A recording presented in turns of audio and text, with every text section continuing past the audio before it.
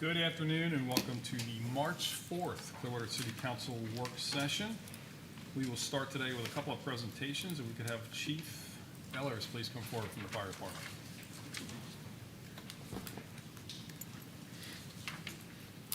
Good afternoon, Mayor, Council. Scott Ellers, Fire Chief, Clearwater Fire Rescue.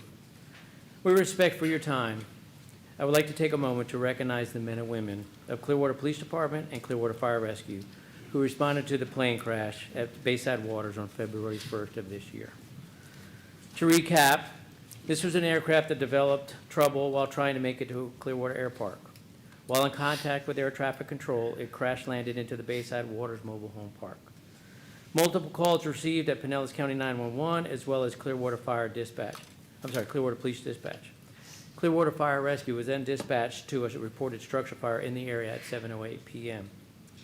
Upon arrival, crews found heavy fire in 3 mobile homes with numerous others threatened.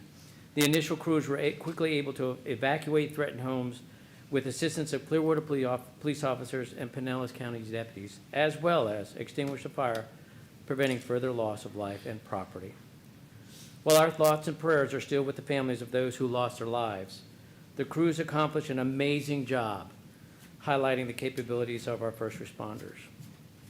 While responding in, I was coming across the causeway, and right about Ben T. Davis Beach, I could see a column of fire, not a column of smoke, a column of fire reaching up into the sky. And, pretty impressive, but also concerning, given the notice that I know where the area that the incident was in. By the time I got to the boat ramp, it was gone. Okay, a lot of numbers have been thrown around throughout the last couple of weeks with regards to response times and how much times in regards to the extinguishment time as well. But I really do want to let you know that the biggest number that I look at is 0. And that 0 is the number of fatalities after we arrived on scene. The 3 individuals that were perished in the incident, even if we were there at that moment in time, there was nothing we could have done for them. But from that point on, we did not receive any more fatalities and kept the fire to a minimum, which is a great job. Well done by all deserved. Here with me today that had played some integral parts. Not all of the companies could be here, but I'll just go through those that can, that I think deserve the recognition. And of them, some of them will be receiving the Unit Citation Award here in the next couple weeks. Deputy Chief Marvin Pettingill,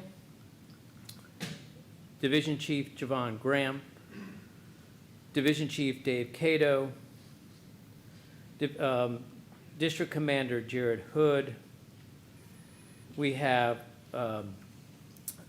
Paramedic Gray, who was on the one of the supporting units responding in. We have Paramedic Borders, who was on Rescue 49, one of the first units on scene, helped deploying lines and evacuating citizens in the area. And Engine 49, we have Paramedic Schweitzer riding up that day. Again, first on scene, able to evacuate personnel, but more importantly, getting the operation going to a successful outcome. Tremendous job, and I think that was everybody, right? I think I got everybody. So, again, I wanted to bring them in front of you to recognize the job well done by the head. Thank you. Thank you.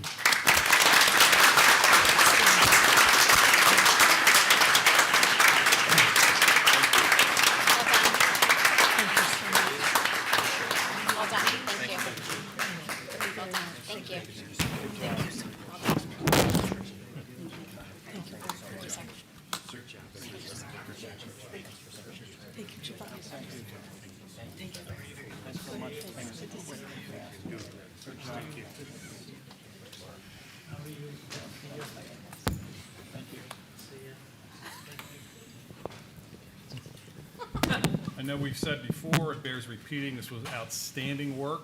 It shows that the training and dedication of our firefighters, police department, the other agencies involved, the teamwork, the cooperation, the coordination was outstanding. And it was a terrible situation was made as good as it could possibly be because of these folks here. So congratulations again. Thank you.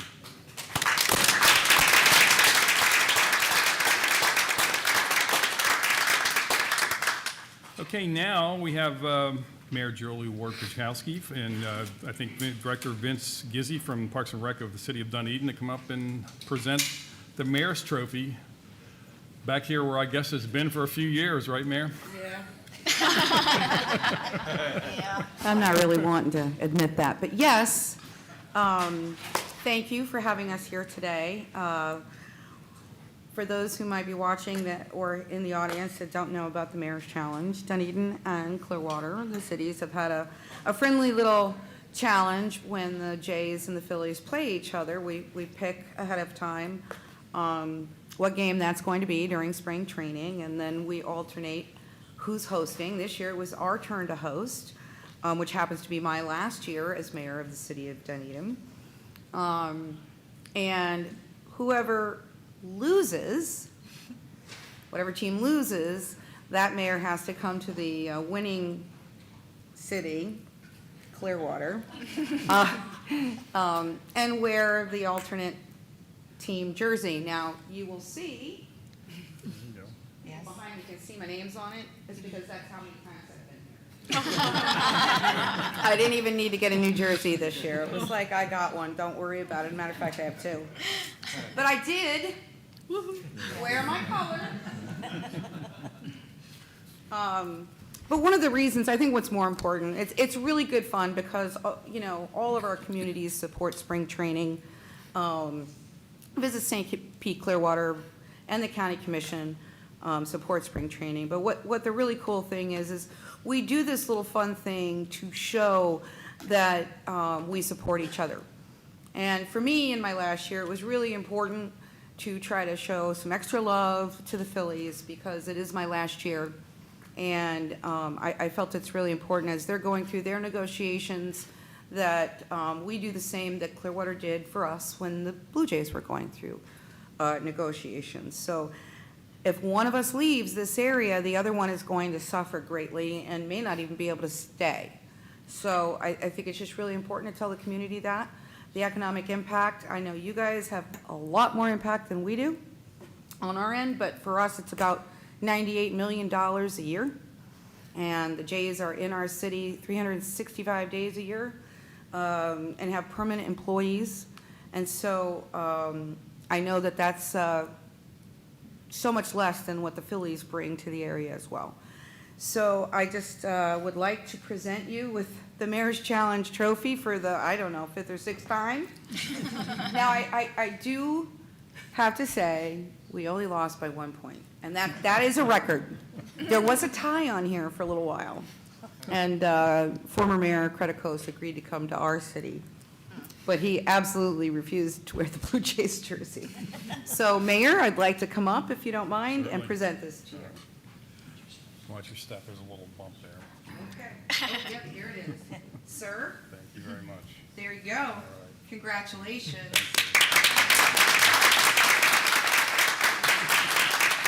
And of course, the man that actually made the event happen is Vince Gizzi, and he had a couple of thank yous he wanted to do, if you don't mind. Thank you, Mayor. Thank you, Mayor, Vice Mayor, City Manager. Our pleasure again to be here this evening. Well, maybe it's our pleasure to be here this It's morning, always our this pleasure. afternoon. But I also had a lot of help in planning this event. We had 68 people that came from our city, your city, the Visit St. Pete. We had chamber people and also county commissioners. So it was really, really a success.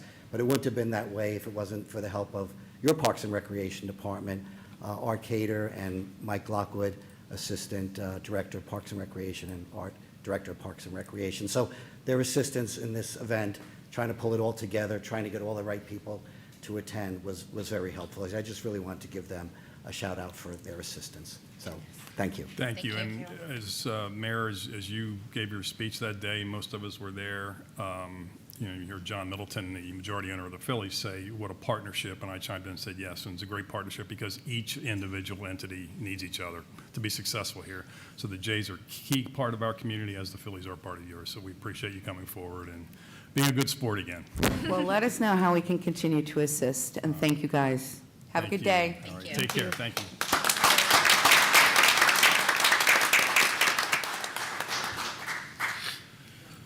Okay, let's move on. Item 3, Finance, 3.1, please. Award an agreement to Public Resources Advisory Group for financial advisory services. Good afternoon, Mayor and Council. Jay Ravens, Finance Director. This item is requesting approval of an agreement with Public Resources Advisory Group, or PRAG, through September 30th, 2027 for financial advisory services.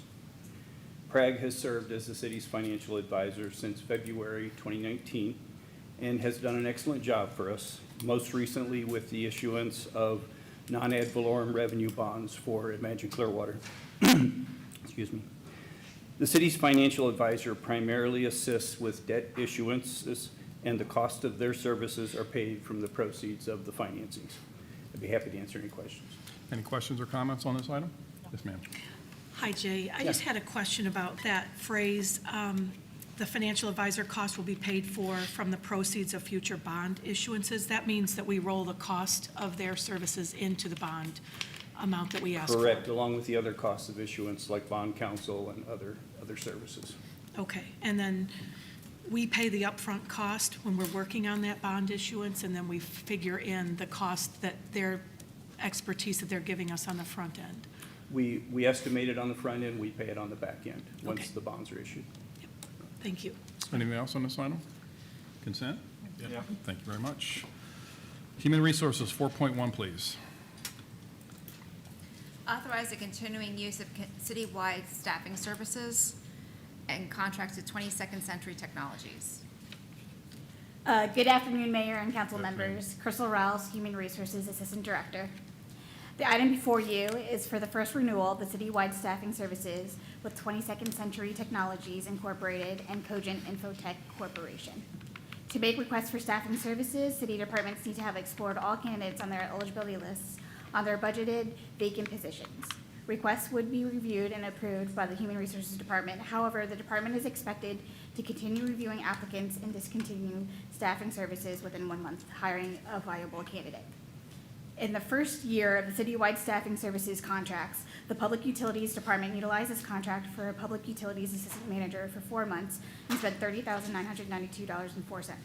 The department is currently interviewing candidates to fill the position permanently. After experiencing the first year of these contracts, we are lowering our cumulative amount to $500,000. Funds to pay for these services are available from the department's cost savings on their vacant positions. We asked the senior executive team for feedback, and we received interest in continuing these citywide staffing services contracts. It's important to continue these contracts to have qualified agencies provide staffing services on an as-needed basis to ensure all city departments maintain productivity and to help with critical daily operations. Continuing the use of citywide staffing services contracts achieves the following strategic plan objectives. 1.2, maintain public infrastructure, mobility systems, natural lands, environmental resources, and historic features through systematic management efforts. And 1.3, adopt responsive levels of service for public facilities and amenities and identify resources required to sustain that level of service. I'll be happy to answer any questions. Any questions or comments on this item? Consent? Yes. Thank you very much. Parks, 5.1, please. Parks and Recreation. Approve a purchase order to Bliss Products for the purchase of various amenities for multiple park locations. Good afternoon, Mayor, Council. Yep. My name is Matthew Anderson, Parks and Rec's Assistant Director. The item before you is for our concrete composite amenities. This would be our second year with this contract. We've had very good feedback from citizens and staff with regards to the quality and longevity that these amenities will provide for us for years to come. I'll take any questions that you have. Any questions or comments on this item? Yes, ma'am. Hi, Matt, thank you. So I think there's great information here about the vendors and the types of products. So for this specific request of about $250,000, where can we see a list of what is actually going to be purchased and where it's going throughout the city?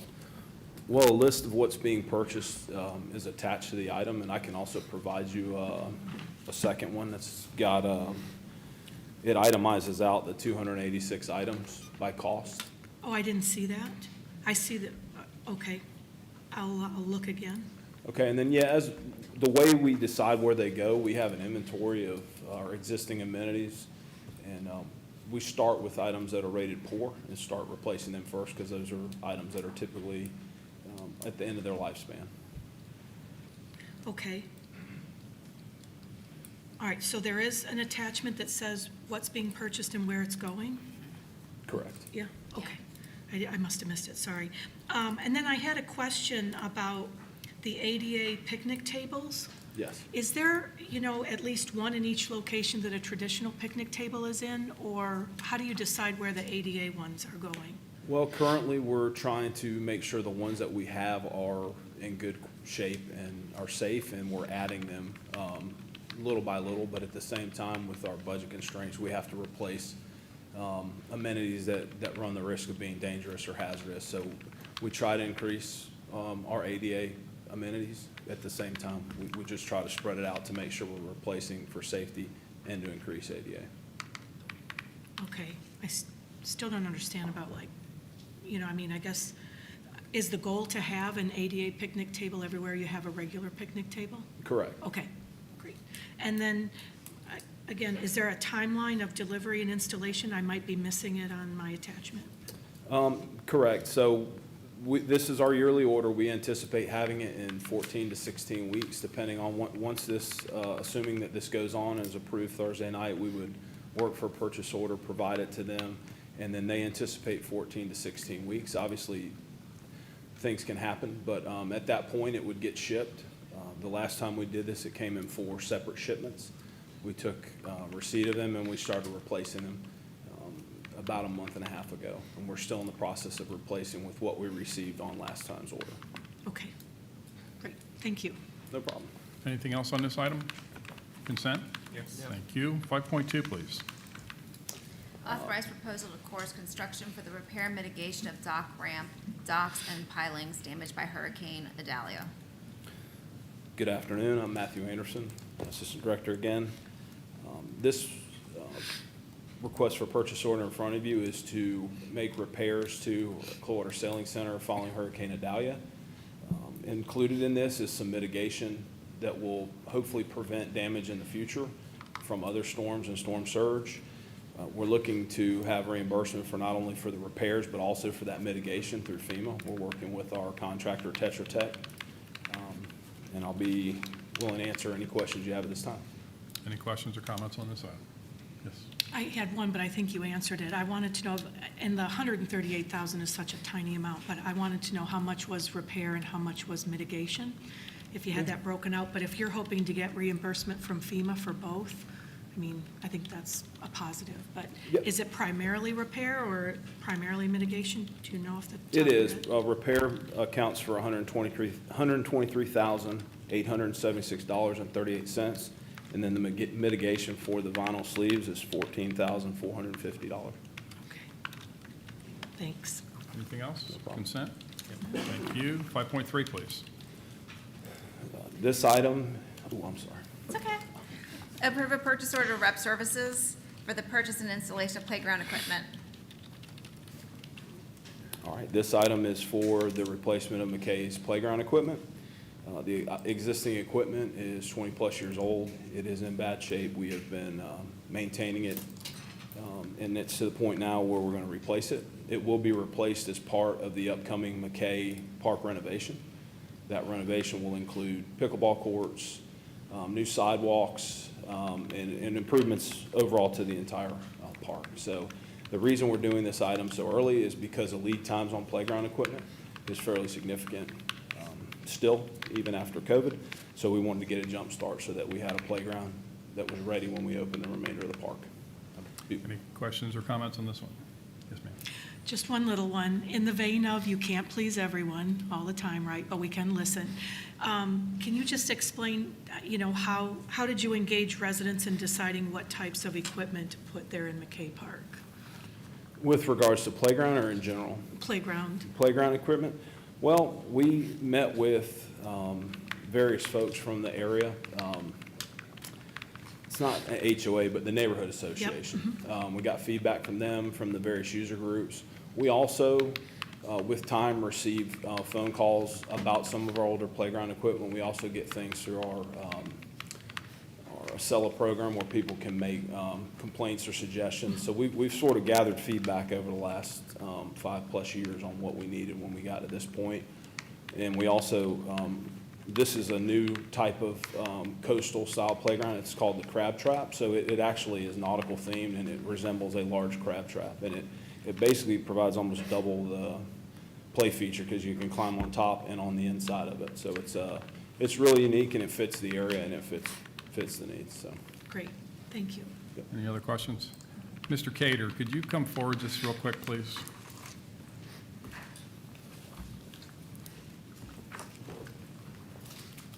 I think you know what I'm going to ask. I read about pickleball courts. We talked about pickleball courts in Countryside, which I'm getting my ear chewed on. I knew he was gonna Can I give any of my fellow residents up there any kind of input on when they might be coming to fruition?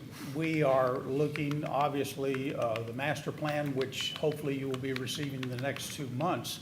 One of the recommendations were pickleball courts. We are putting in a recommendation to put in pickleball courts in Countryside, but that will certainly be the decision of the dais here, whether or not it is included. So I'm going to have to come up there after I'm done and lobby for it, right? Yeah.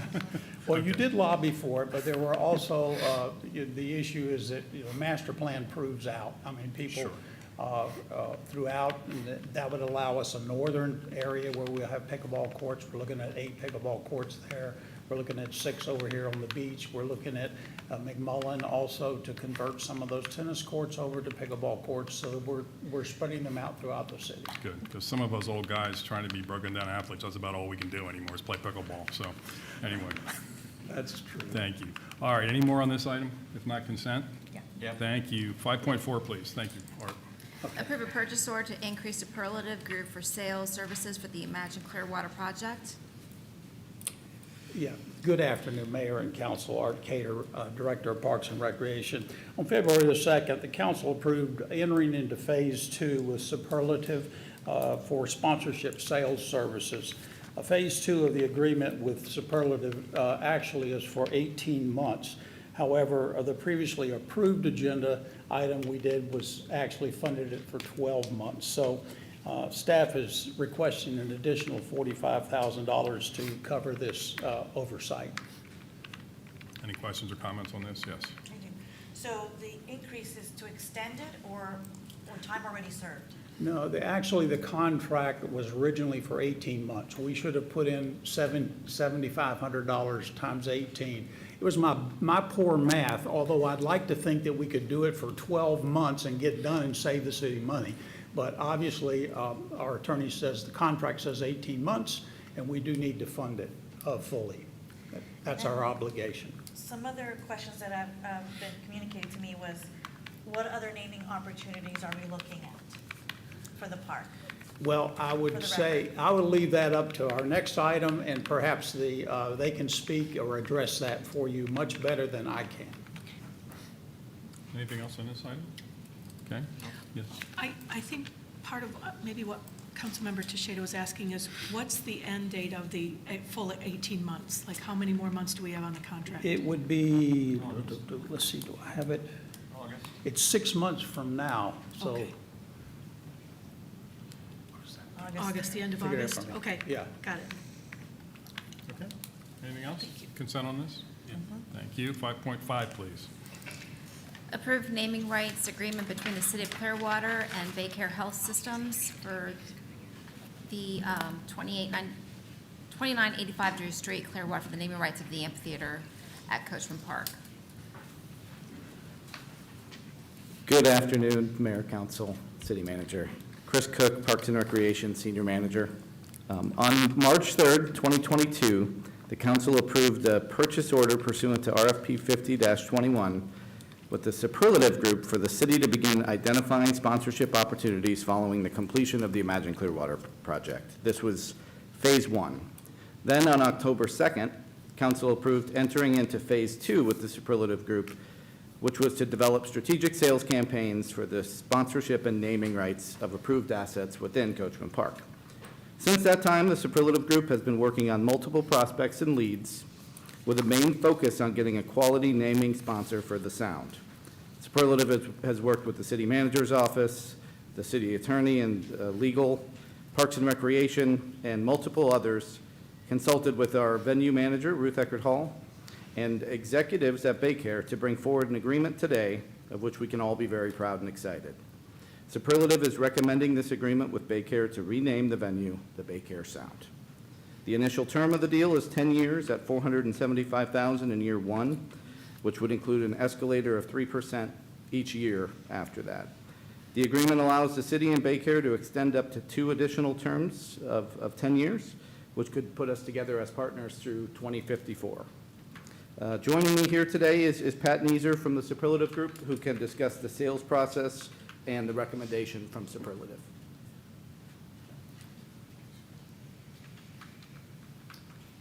Mayor, Council, Pat Neeser, Executive Vice President with the Superlative Group. Thanks for having me today. As Chris mentioned, following an asset inventory and valuation process for naming rights and sponsorship opportunities with the Imagine Clearwater project, Superlative began the sales campaign in March of 2023. That sales campaign began with letter outreach and follow-up emails and phone calls to over 250 companies introducing the Coachman Park redevelopment project, as well as sponsorship and naming rights opportunities within Imagine Clearwater. From that outreach, we had held several meetings with major corporate entities across the region in the healthcare, beverage, financial services, manufacturing, HR, automotive, marine, insurance, and other various major employer and industries in the region. As the prospects were qualified and valuation information was shared on those opportunities, Superlative would then schedule several follow-up meetings as well as site visits to the property for site tours. We began discussions with BayCare in April of 2023 with several in-person meetings held, site visits, and negotiations. During this period of time, Superlative continued discussions and outreach to other firms regarding naming rights and other sponsorships with the venue specifically, as well as the park as a whole. And now that this, hopefully soon, BayCare partnership is in place, these other prospects would continue to be engaged for smaller sponsorship and sub-naming opportunities within the project. Throughout the sales process, BayCare stood out from the rest of these prospects with their interest in the partnership with the Imagine Clearwater Park redevelopment, the facility, and then having strong roots in this community already, as well as their interest in the opportunity to impact the project as well as the community and residents of Clearwater. The partnership that's been negotiated between BayCare, Superlative, and city staff will generate over $5.4 million over that initial 10-year term to help offset expenses of the Imagine Clearwater project. And if both extension options are exercised, the total would be over $22.5 million across 30 years. In our experience across the country, we've seen healthcare category and naming rights partnerships in the municipal space be very successful, and we believe that that would be the case with BayCare for the BayCare Sound, and are recommending that the city accept this agreement. Thank you. Thank you.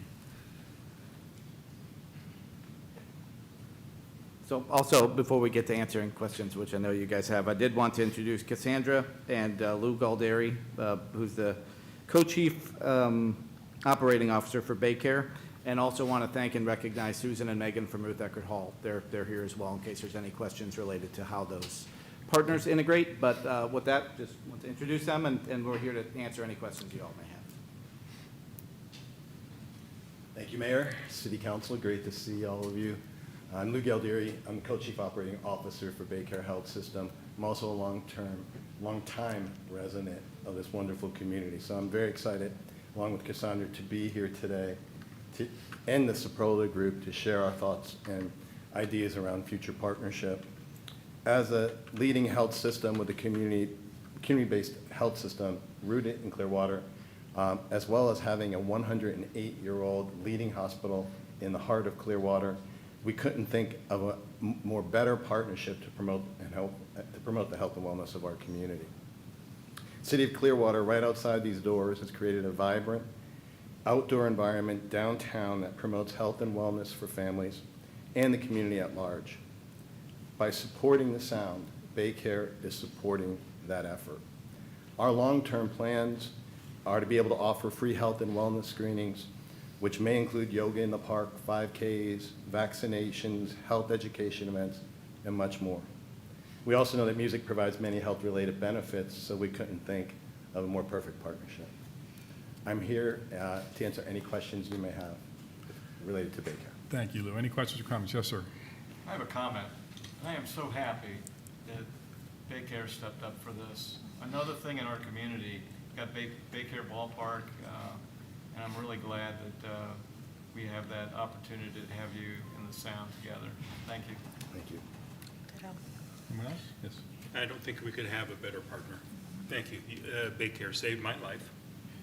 And it's wonderful to hear your plans for bringing health-related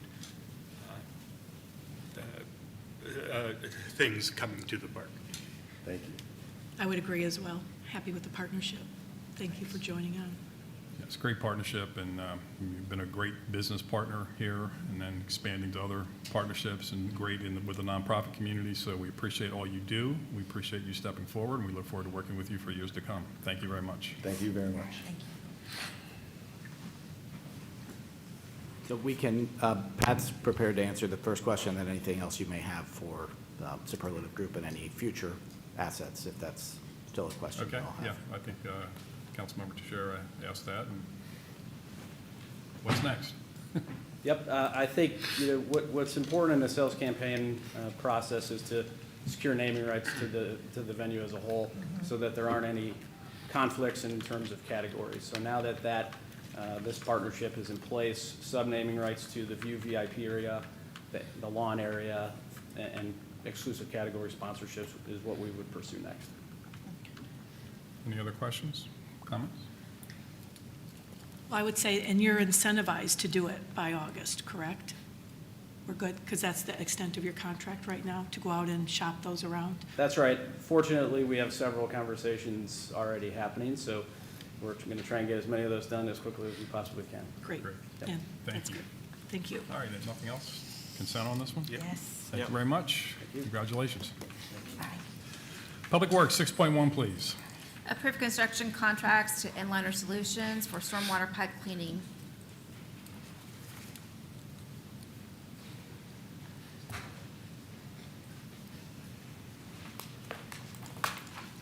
Good afternoon, Mr. Mayor, council members. My name is Edward Wellness. I'm the new Stormwater Division Manager of Public Works, and it's a pleasure to be here, and I too am a resident of Clearwater and very happy and proud to be.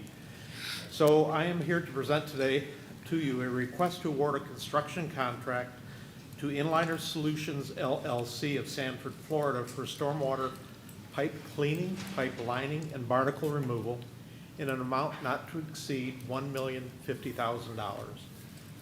The contract presented today for your review and consideration is a services upon request contract for stormwater maintenance service for the cleaning, lining, and barnacle removal of select stormwater pipes in scattered locations throughout the city, such as North Beach, where it is known that the system is not functioning as designed.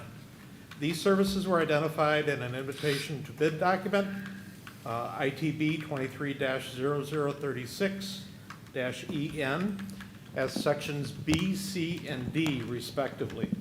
Section A is not being recommended for award and will be rebid at a later date due to there being only a sole bidder. Before being rebid, Public Works maintenance teams will further assess where new under drains are needed and will also work to identify locations that require under drain replacement. Bids for the multidiscipline stormwater maintenance contract were reviewed by staff to be in accordance with previous bids and industry pricing for similar work. This will be a unit-based price contract with a not-to-exceed value of $1,050,000 as previously said. It is annually, and we would like to start it March of 2024. The city does reserve the option to approve annual extensions of the contract up to 3 additional one-year renewal terms through the end of February 2028.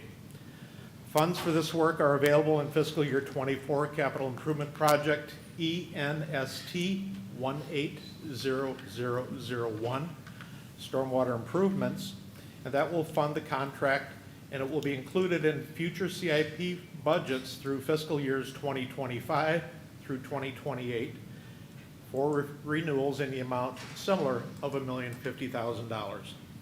Thank you, and I'm here to answer questions if you keep them real small. Questions? Yes, sir.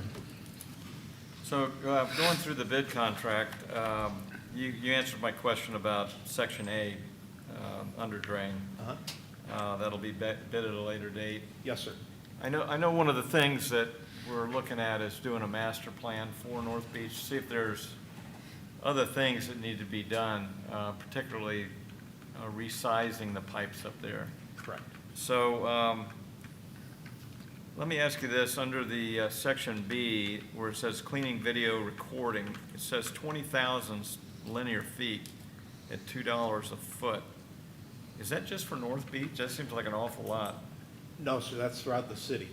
And so specific to North Beach, there's a much bigger project and a master plan for that project that we're currently reviewing and working on pretty much every day of the week. That's going to be a huge project. Yeah. And that will be, that whole project and the consideration of the details of that will be forthcoming. And I'm sure Marcus will make that presentation because of the enormity of the project.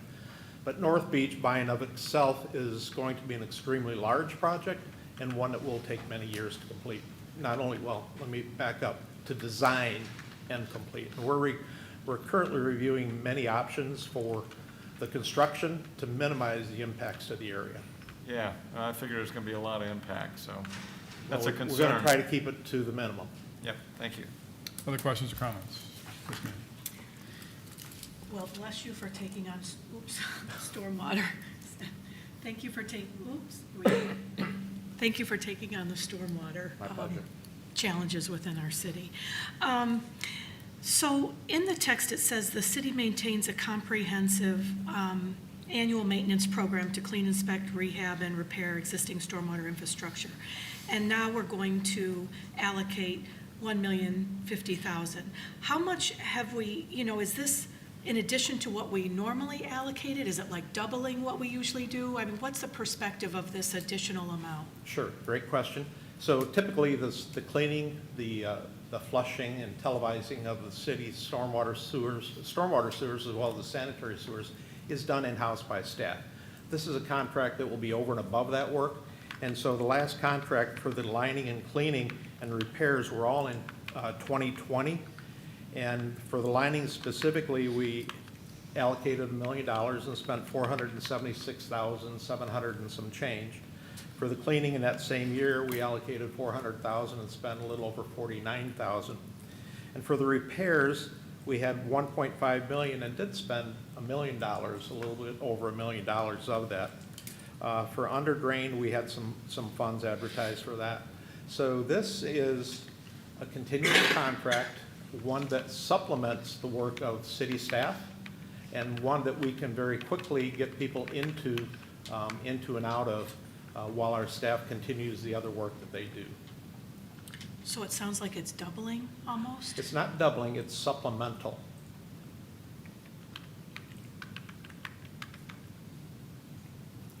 Our camera systems are used every day, and we have two. We just recently got them repaired and rehabbed and back in service. And so if you can imagine that with staff, we get torn in many different ways, different times. This gives us an opportunity to have a dedicated force that if we need something today, we can assign it and have it done today. So are these funds out of capital improvement, or are they operational for our normal maintenance that we're saying in the summary? The city maintains a comprehensive maintenance, all that stuff. Is that normal operational budget, or is it planning and capital improvement that we say at the end that we're going to be doing? So this is included in the CIP budget for this year, and we do allocate funds directly in the CIP budget for major maintenance work, but we also have a whole separate maintenance budget for ongoing maintenance. Okay. Do you think our ongoing maintenance budget has been adequate? So ma'am, I've been here 3 weeks. Oh.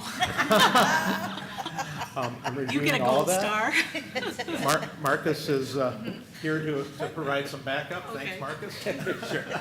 So a couple of the different pieces with this. So we recognize we've got a number of challenges in different locations that's out there. So one thing this does bring is the barnacle cleaning. We had gotten rid of our in-house barnacle cleaning capability a couple of years back. So we very much need this, especially out on North Beach.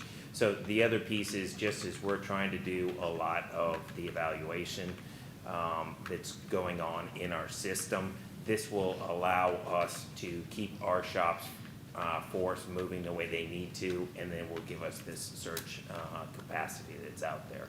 So we owe everybody a lot more of that investigation, not just North Beach. So that's part of what we're kind of tasking the whole staff with. So part of this is getting the tools in place so that we can be more responsive and start to really dig into our system a lot more and identify those areas we need to invest into. Thank you. Thank you. Okay, anything else on this item? Consent? Thank you. 6.2, please. Approve an increase to purchase orders with Tip Top Tree Experts. Good afternoon, Mayor, council members. Marcus Williamson, the Public Works Director, for review and consent approval. A purchase order request for Tip Top Tree Services and Trees for You in the amount not to exceed $42,000 for palm pruning on a unit basis. Tip Top Tree Service and Trees for You prune designated sable palms in high visibility tourist areas. Original award actually excluded the sable palms as they're considered self-pruning. However, candidly, we missed a note in the budget that was asking us to go in and do some of this palm pruning that was out there. So this will put those high visibilities back in, which are out on the beach, Island Estates, and MLK, which are considered those high visibility areas. Funds are available in the urban forestry cost code, and this effort is in alignment with the Clearwater's strategic objectives to meet our environmental stewardship by maintaining our urban forest. So city staff has reviewed and approved this request. Thank you. Is there any comments or questions? Yes. So I'm sure I'm not alone when I say that there's been several consistent inquiries from citizens about this. And I've done a little bit of research in responding to them. And they are native plants. They're not supposed to be pruned. And it's actually described as harmful, wasteful landscape practice. But I understand the concerns of the citizens that it's aesthetically not pleasing. So I understand the initiative. I guess what I want is on record that this is not going to be citywide, and it's for safety reasons as well. If they're in high visibility or high traffic areas, you don't want them to fall. But to be clear that this is not a citywide pruning project. Okay. Anything else on this? Okay, consent? Yep. Thank you. 6.3, please. Approve an And while I'm increase up to here, Wanamaker can I Jensen. congratulate Ali? He would like to be here, but he's at home with his little one now, so Okay. congratulations to Yes. Ali. Congratulations. Yes, thank you. 6.3. Approve an increase to Wanamaker Jensen Architects for work order 1.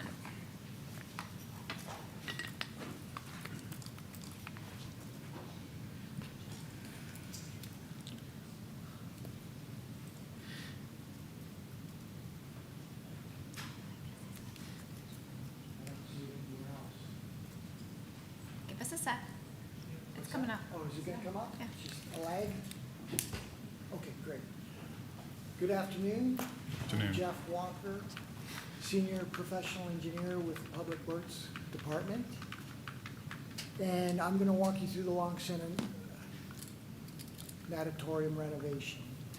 You will recall in August last year, 2023, council directed staff to proceed with 2 schematic level design proposals for the renovation of the Long Center Natatorium. Natatorium is a fancy word for indoor pool. It's probably from a Greek or Latin word. Council would later review and choose which design proposal to move forward with. So this is where we're at. Earlier that year, staff visited the Florida Aquatic Swimming and Training Center, FAST. We call it FAST for short. That's located in Ocala, Florida. And that was a Wanamaker-Jensen design. The FAST Natatorium houses one of the more recently constructed Florida Olympic indoor pools. The facility was completed in 2022. It was completed at a cost of approximately $38 million, and the total square footage of the facility, there's more than just the indoor pool, is 47,000 square feet. Our natatorium is 27,500 square feet.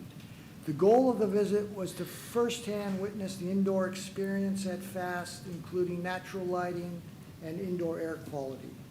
The pool's mechanical room and pool's equipment were also inspected for layout and efficiency of operation. Staff interviewed FAST operation and maintenance personnel and came away impressed with the overall design and operation of the facility. That is a couple of pictures, exterior and interior of the FAST facility. It's a 10-lane, 50-meter indoor competition pool, and you notice the amount of, take note of the amount of glazing, fenestration, letting natural light in.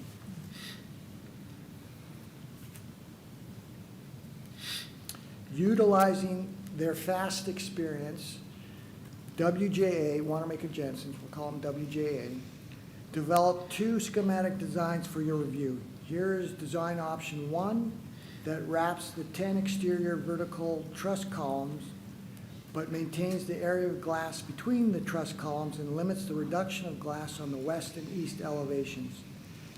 So right now, if you go out to the Long Center, you'll notice these exterior vertical truss columns. They're made up of hollow structural steel exposed to the elements, and there's no thermal break in that building envelope other than the single pane glass.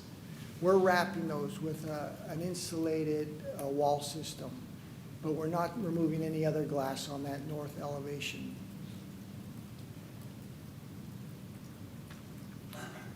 The reduction of glass on the east elevation, as shown, provides for the large air conditioning return air duct enclosures. And this is the side. The east side is by the drive aisle circle and the inlet for the aging well center.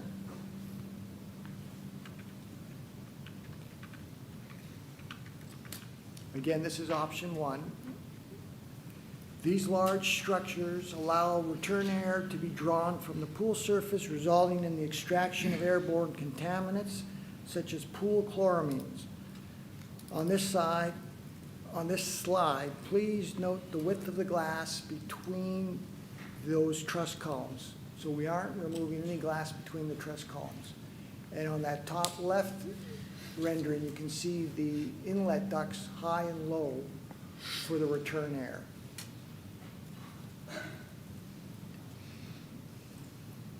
Design option 2, so this is our first look at design option 2, which is very similar to 1, except for we remove more glass and go in with opaque insulated wall system. Design option 2 reduces the area of glazing to increase the energy efficiency of the building envelope while maintaining optimum natural lighting based on the FAST design experience. So the side with the mural is the north side? Pardon? The side with the mural is the north side? That's the north side, Okay. yeah. That is the north side. And the other, west side has the Long Center Natatorium sign on it. One of the requests by Parks and Rec was to have the final design include as an additive alternate bid line item, a small addition. We call it the Sun Deck Edition, which would allow more swim competitors during swim meets to stay inside the building versus now they move outside onto that deck. This is an interior rendering of option 2 with that sun deck. And you can see how on that north wall to the right, between the truss columns, we're removing glazing.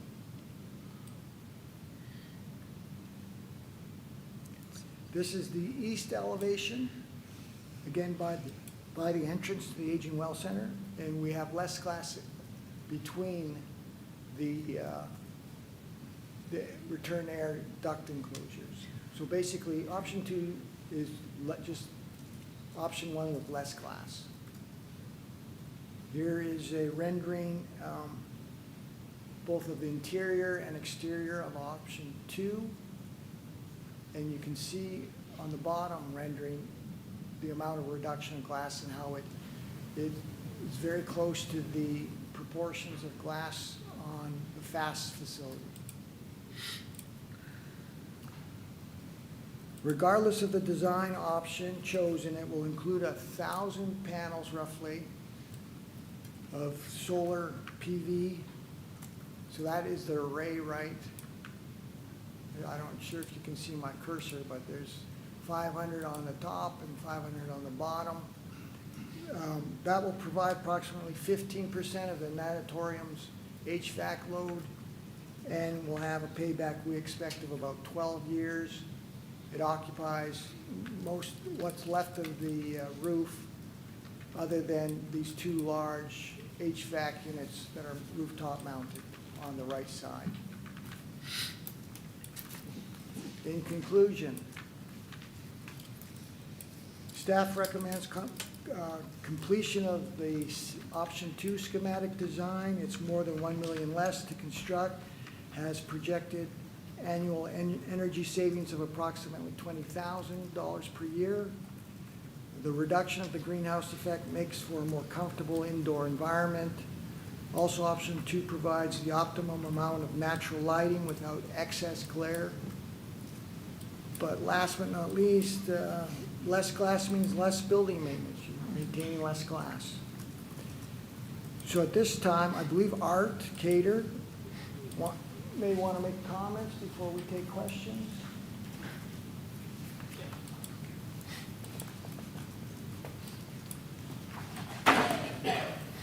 Jeff and I did not rehearse this, okay? So, yeah, I didn't know what you were going to say. You don't know what I'm going to say. Okay. But I thought Jeff did a really good job of basically laying out for you the 2 options.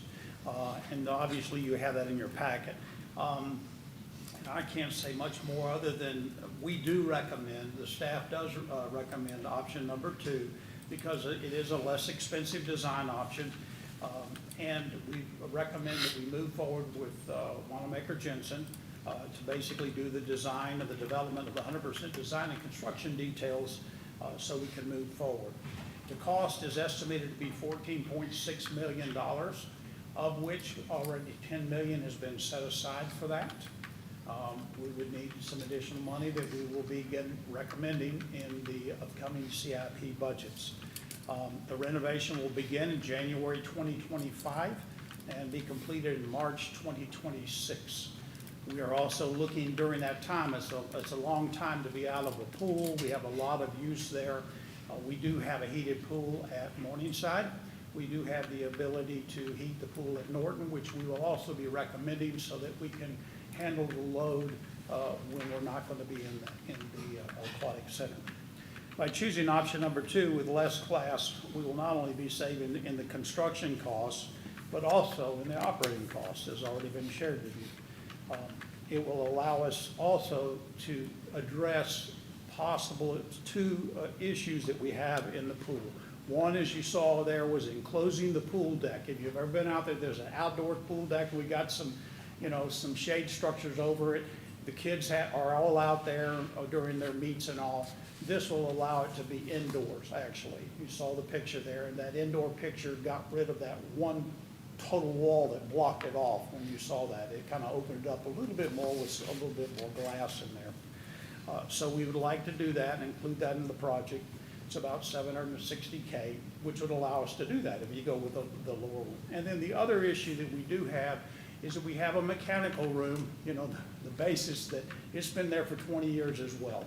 And it does need some work, the equipment does, and we'd like to look at considering going to salt rather than chlorine. Chlorine it just eats up everything you have, and the salt environment, there has so many benefits for that. And in the end, there are savings by going to that as well. And again, as we shared, both options have the solar power. And so with that, we're available to answer any questions that you might have. Questions? Yes, sir. Listen, I did a lot of swimming in that pool. My family did a lot of swimming. My kids swam there, and I was up in the balcony watching them for years. And that was excruciating, I can tell you, being up there at the top where it was like 110 degrees. And I always looked at that Natatorium going, you know, we should just knock all this glass out of here and let that wind blow through. But that design, the option 2, has been presented, and I can actually see that in my head. Wow, that's the way to go. And, you know, when they have big swim meets there, which they have big swim meets there, all the kids are up against that west wall, ready to get started, because that's where the starting blocks are. You swim east. It would be so nice to have that indoor area where they can, you know, instead of being crowded at the end with the timers and everybody else, that's the way to go. I really love that design.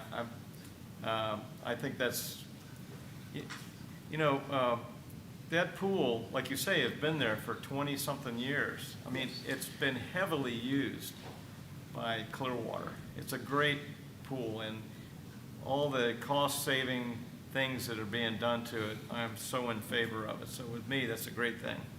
Well, we've been looking because of your direction of sustainability, and we have put a lot of effort in this. I know that Jeff, really, they're the yeoman. They're out there doing all the work. You know, like he said, I'm the closer. Now, I don't know. I've never sold cars before, but in any event, it's a great design. Any more questions? Yeah, what's the velocity of your fastball? Your fastball. Go ahead. I had one, and I appreciate, you know, seeing the sustainable features built in from the get-go. It really is heartwarming to see that. I appreciate that.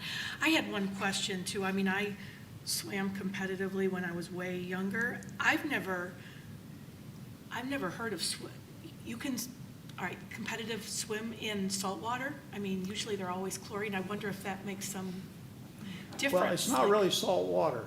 I thought it was salt water too. Somebody can correct me on My pool is salt water. Yeah. You convert it because salt is NaCl. It's got chlorine, so it just separates. But I tell you, it's so much nicer on the skin and everything. You don't have the. I know our development.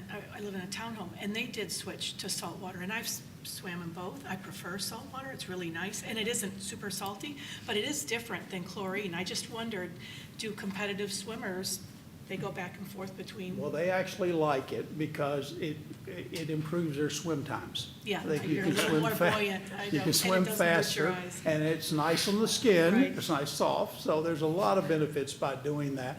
And actually, in the end, there is the upfront costs are more expensive. However, in the end, it's just like solar or anything else like that. It does pay back. There are savings. And that's exactly why we did it in our complex, is the return on, Yeah. and it's for all those same reasons. So thank you very much, appreciate that. You know, this is very rare when the option that produces the most cost savings is actually the best aesthetically pleasing. Like, that's very rare. So option 2 obviously is a clear choice. Thank you. So to follow up on Councilmember Beckman's, that was going to be my question too. Are most competitive swim pools now saltwater, or are they transitioning over to that from chlorine? We are finding that is the case. They are transitioning to that. And of course, all the private pools are, but this is a different animal, so to speak. So, yes. Okay. No, I love that option 2 as well, and I'm glad we're doing the indoor deck.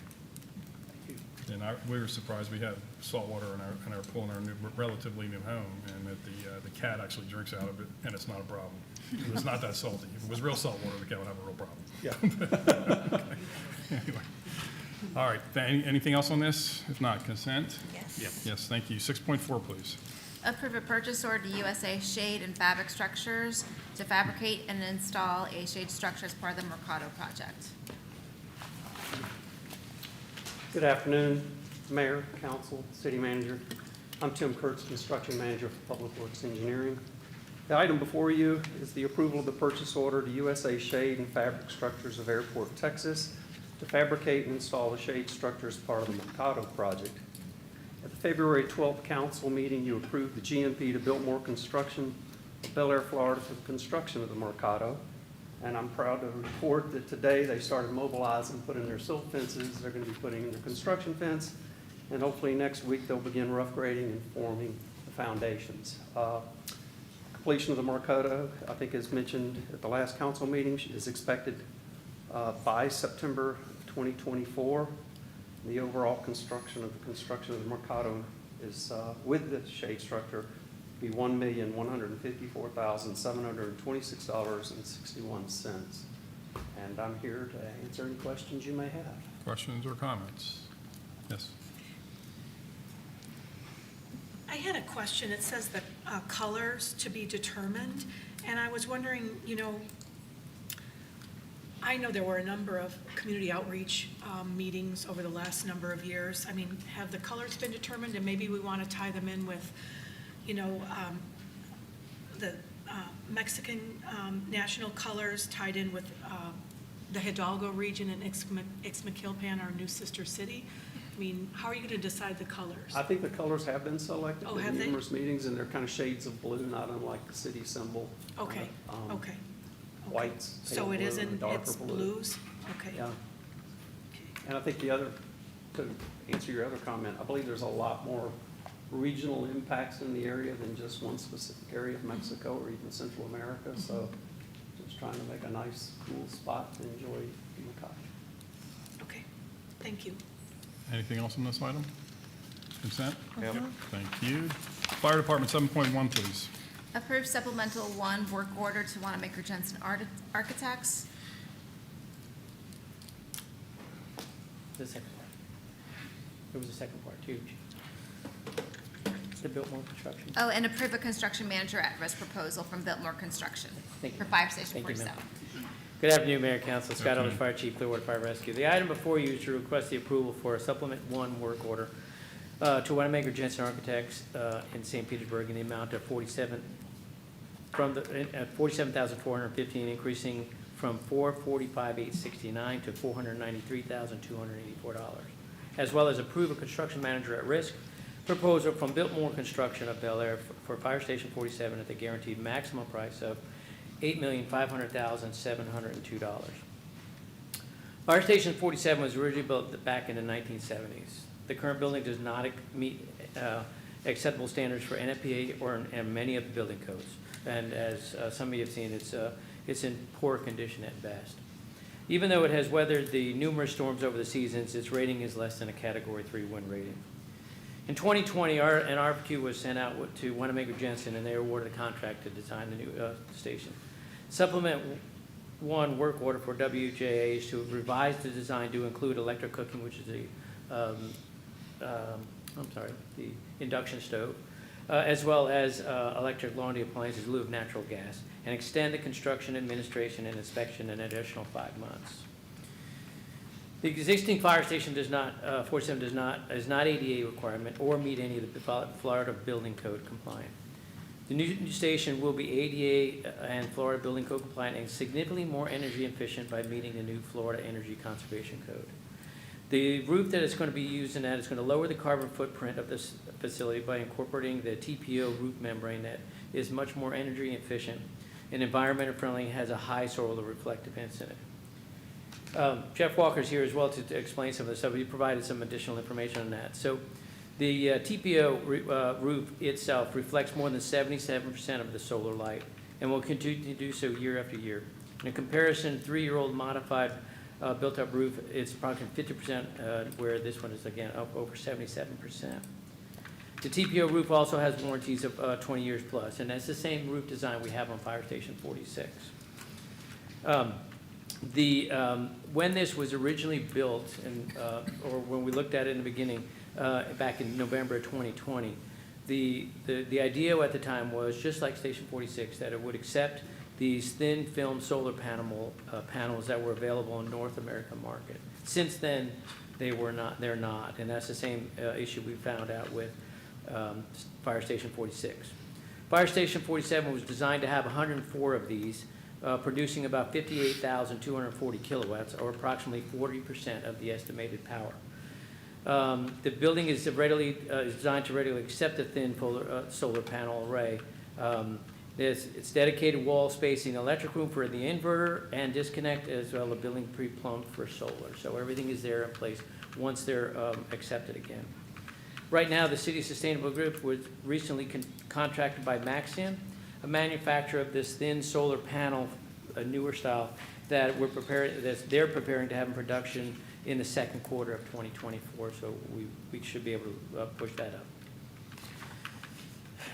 up. Over the last several weeks, and I'm going to need the yellow here, there's been, and pardon me while I try and get this correct.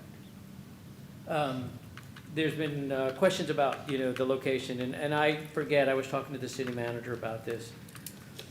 I forget that many of you weren't with us the entire journey of the Fire Station 47. This started back about 2014, 2015, under the previous fire chief, and a lot of things were looked at back then as well, which I'll show you. But the big thing about this was that we, again, we look at response times, but we also look at our ISO rating. Our ISO rating bases everything off of a 1.5 mile radius distance from a fire station. And when we moved Fire Station 45, right there, from downtown, we moved it over. You see it overlap 47's, the current 47's response area by quite a bit. Still cover the 1.5 miles downtown, but we've always had this sliver in here where Imperial Park is, where those residents have not had that ability to have those response units get there within a reasonable time. So this was the opportunity for us to take a look at it. Can we sort of incorporate that as well? So we started looking at properties all around the location to try and do that. Sometimes it works, sometimes it doesn't work. These are the numerous properties we looked at. Like I said, we looked at tremendous amount of. Prior to me coming in, there was a property just south of here on Keene that was owned by the church down there, that Chief Weiss was looking at. And at the time, it's part of unincorporated Pinellas County, not City of Clearwater. So the residents did not want that fire station in their local area. It's okay down the street, but it's not good in my residential area. So that one fell to the wayside pretty quick. So we started looking at other places. And when we looked at these places, again, what we're looking at is Keene and Drew as that bullseye. That sort of gives us that bullseye for that 1.5 mile coverage. These are some of the areas we looked at. So we looked at the little location where they, right across from the high school field, and that location became, according to technology, it's a flood zone. So because there's a creek down there, we could not use that one. We also looked at the one right here next to Amscott on Gulf to Bay. Great location. Wish we could have put it there. However, the challenge was DOT would not let us punch through any of the medians, so the units could go the opposite way. We'd have to actually go down, turn around, and come back, both north-south and east-west. So whether it was on Keene or Gulf to Bay. So again, very problematic. We also looked at right in the corner over here. That used to be a Goodyear, I believe it was at one time. That's just being renovated right now. We looked at that for a potential area. We also looked at the Dollar General on the corner to see if that was an advisable place, and we just couldn't make anything work with that. So again, we looked at a lot of places to try and see what we could make work. And that's when the church came into fruition right here, came to an offer to the city and said, hey, would you buy this? Okay. Well, not in the exact bullet, bullseye. It is in the 9 ring, and that's what we looked at. So when we redid the 1.5 mile coverage area, it filled it up quite nicely. It really took care of that center area, Imperial Park, in regards to response areas.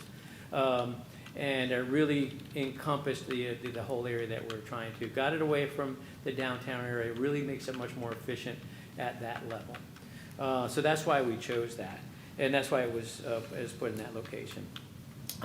Because of that, the other side of that is it is really right at the main components of great running streets, arteries for north, south, east, and west.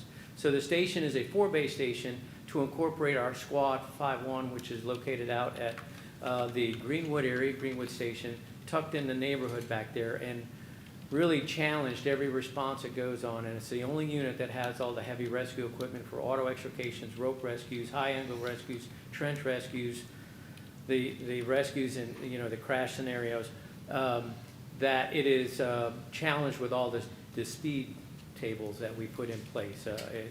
It takes a while for it to get anywhere in the city. Again, perfect location for that, so we incorporated that 4-bay station because it can run north, south, east, and west probably quicker than many of the units that are in that particular area.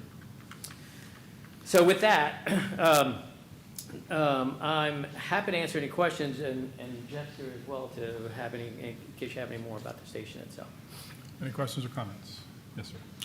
I greatly appreciate what you've just been explaining to us. I remember when the plane crash happened at Bayside Waters, in the paper there was a talk about having a fire station near 19 in Bel Air, where there are all those new apartments made of wood frame construction. Does this address that? Great question. And as I talked to the city manager, we talked about this quite a bit. Really, the proof's going to be in the pudding after it's moved. It wasn't designed to take that into that area. Again, it was designed to fill that area by Imperial Park. But a couple things we did. We looked at Levrum, which is an application that the county uses to look at locations of fire stations in accordance with some travel times. Now, the travel times are not emergency. The travel times are just regular travel times. We looked at 49, we looked at 47, especially going into Bayside Waters. From the new location and from 49, there's not much difference, honestly. A little bit difference. However, the main difference is that we noticed, and we actually ran this using traffic, and not where we didn't run an emergency, is that 47, the new station 47, to come out onto Hercules and get into that area around on the other side. We'll most likely use Druid as the main running street. Druid, they will get challenged by two signals. Okay, one at Hercules and Druid, not an issue. It's a very, very light traffic there, not an issue whatsoever for them to negotiate and get through. The second one is at Belcher and Druid. A little bit more difficult, I will give you that, but the backup is not on Druid, the backups are on Belcher. So again, not an issue or challenge. Once they hit past there, and please do not take this for any other streets that may be in the city of Clearwater. It's a 1 lane east, 1 lane west with a semi-turn lane. And it makes a great running street for apparatus run emergency because they're not blocked by the vehicles in either lanes. They can run straight down all the way down to the frontage road, hit the frontage road, and they're there within a short period of time. 49, on the other hand, 49 gets challenged by 3 signals. The first one at Sky Harbor and Gulf to Bay. Major intersection of trying to get out of there a lot of times a day. The second one is the mall entrance and Gulf to Bay. Again, very challenging. And then the third one is right there at US 19 and Gulf to Bay. And that one every one of those are usually 30 to 40 cars deep in all lanes, so that they're having a challenge to get through. Unlike Druid, okay, there is no place for the vehicles that are stuck there to negotiate.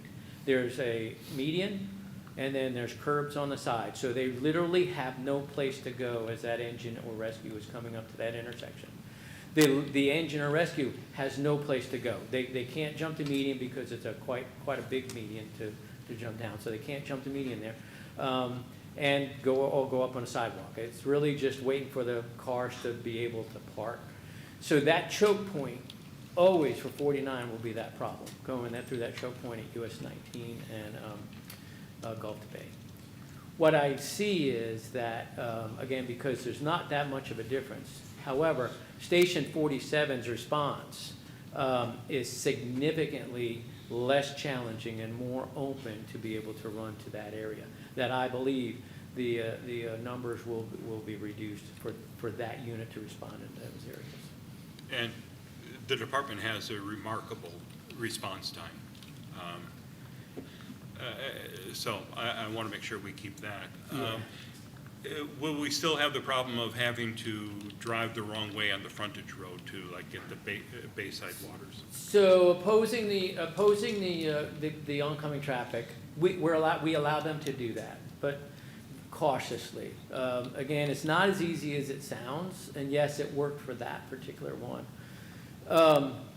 But for every action, there's a positive and equal reaction. So first of all, when we start opposing traffic, we're a rather large truck. And it just doesn't take much for some unintentional individual not paying attention and does not see that big fire truck in front of them. The consequences are going to be, we're going to win, but it's still not going to be a pretty sight. The other side of that, though, is all the other responding units are coming in with the flow of traffic. So as I'm going against the flow of traffic, it's slowing them down. So now the other responding units are slowed down and challenged because the traffic's not flowing. So it's it did good well there. We appreciate that decision making by that first in officer. But it's not as easy as it sounds.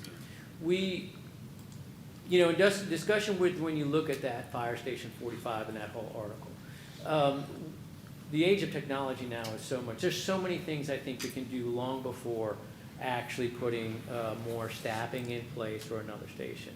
That includes some of that opposing traffic or some elements that will control some of that, where it allows us to get there through those challenging areas a little bit quicker. We're working with Pinellas County right now on a new signal control device along with the rest of the county.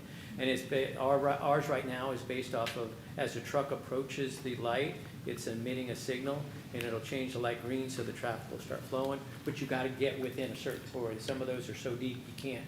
The newer system actually predicts where you're at, GPS route, where this incident is, and the route you're taking. So it'll trigger the lights well before you ever get there. So hopefully it pushes it. And so with all that in place, I'm thinking that before spending a lot of money on a station and staffing and that down the road, that's a long cost, that there's going to be other things to do before we do that to make this.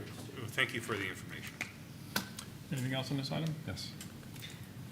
I just wanted to say thank you to you and staff for designing with energy efficiencies and reducing our operational costs on the front end, as well as working to meet our green print goals. I really appreciate that. Thank you. Okay, anything else?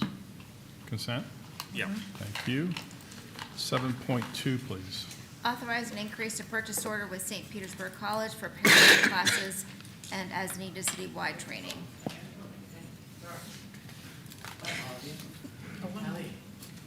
I know I have it in here somewhere, I apologize. Okay, so, again, Scott Ellis, Fire Chief, Clearwater Fire Rescue. This is to authorize an increase in the purchase order with St. Pete College for the paramedic classes, and as needed citywide training in the amount of $90,493.31, bringing the total amount of the purchase order to $184,504.05. Clearwater Fire Rescue will be sponsoring a group of 14 Clearwater Fire Department EMTs to attend paramedic school at St. Pete College. Not unlike a lot of the other departments in the area, as we start to try and bring on that level of service more and more. The decision is in response to the critical need for qualified paramedics in our community. The paramedic school program spans 3 semesters, which are Paramedic 1, Paramedic 2, Paramedic 3. CFR has already allocated funds for Phase 1. The additional funding in the amount of $40,493.31 is needed to cover Phase 2, at $28,984.54, and Phase 3, which is $11,508.77 for the training requirements. The city has allocated $94,010.74 this fiscal year for training. With the additional tuition and expenses for Clearwater Fire Rescue and the additional funding needed for Clearwater Police Department, about $25,000, and Citywide training for about $25,000.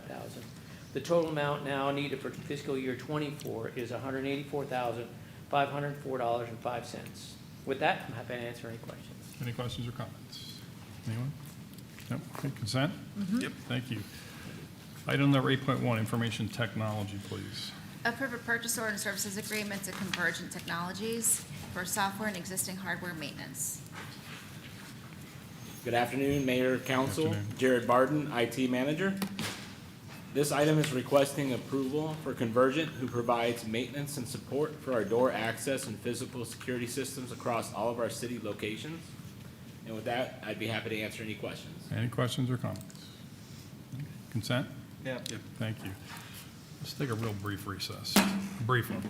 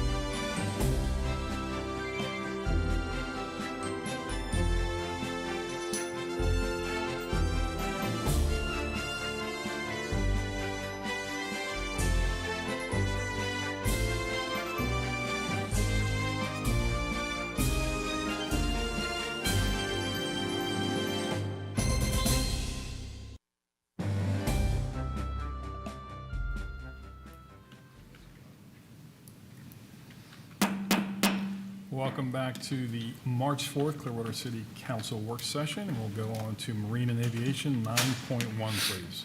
Approve a proposal and purchase order to American Infrastructure Development for the design and permitting of the Clearwater Air Park remill and overlay. Good afternoon, Council, Mayor Mike McDonald, Marine and Aviation. This is a work order for American Infrastructure Development to do the design work for the remill overlay project on a portion of the aprons and taxi lanes at Clearwater Air Park. You guys approved a grant with Florida Department of Transportation last fiscal year to move this project forward and to accept the grant. I'll be happy to answer any questions. Any questions or comments? Yes. I have a question about the air park resurfacing. So obviously, we own the air park, but we're not operating it. Fly USA is operating it. Correct. And I appreciate all of those grants that we've gotten where FDOT is paying for 80% of things, and then Fly USA is or we're paying the rest. But this is, over $300,000 that Fly USA totally benefits from. So why are they not paying the $300,000 for the resurfacing of the lot? The Department of Transportation, with the JSIP grant, they're obligated to pay up to 80% of it. We're going to pay 20% of that. The reason why is it's older. This has been in the work plan in the capital improvement plan the last 6 years. This is something that we're obligated to do to keep up the standards of the pavement out there. Who are we obligated by? Oh, sorry. We're obligated to? Well, They're yeah, operating we're it, obligated to so- keep up with the maintenance. So there's different PSI ratings for the asphalt out there. And the ones that are getting reconditioned are the ones that are at the useful end of their life. But, that's part of the operation of Fly USA to do that, right? Aren't they taking care of everything now out there? Ma'am, let me take this for him, if you don't mind. So in the agreement, the lease agreement 11.7 talks about capital expenses and major repair and replacement of infrastructure in these so those particular items that are basic to the plot, those are our responsibility. All right. So is that landscaping and all that stuff too? The landscaping? Like basic to the plot, what does that mean? So I'll read it to you if it's helpful. The leaser shall be responsible for payment of all capital expenses. We're the leaser. For the purpose of the agreement, capital expenses shall mean the expenses for major repair or replacement of structures or other utilities located on or real estate upon which the structures or utilities are located. Additionally, capital expenses also mean those expenses for which repair or replacement of any city-owned equipment and vehicles. This is something about trailers and such that doesn't apply. But we are responsible for the airstrip and the taxiways. Okay. All right, so ongoing for a 30-year agreement, a 10-year agreement, whatever we have, the city is responsible for the airstrip and all pavement out there. The major capital replacement and repairs. So if there was a pothole out there, Fly USA would maintain. If it needs to be redone completely, that falls on us. Okay, just wanted to be clear. Thanks. Any other questions or comments on this item?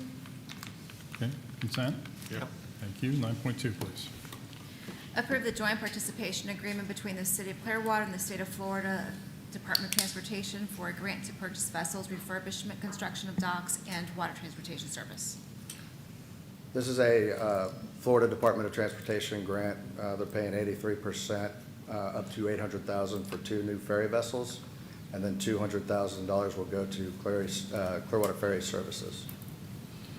I'll be happy to answer any questions. Any questions or comments on this item? Okay, 9.3, please. Declare a surplus a certain portion of real property located at 1,000 North Hercules Avenue for the purpose of the City of Clearwater entering into the certain First Amendment to lease and property operation agreement with Fly USA.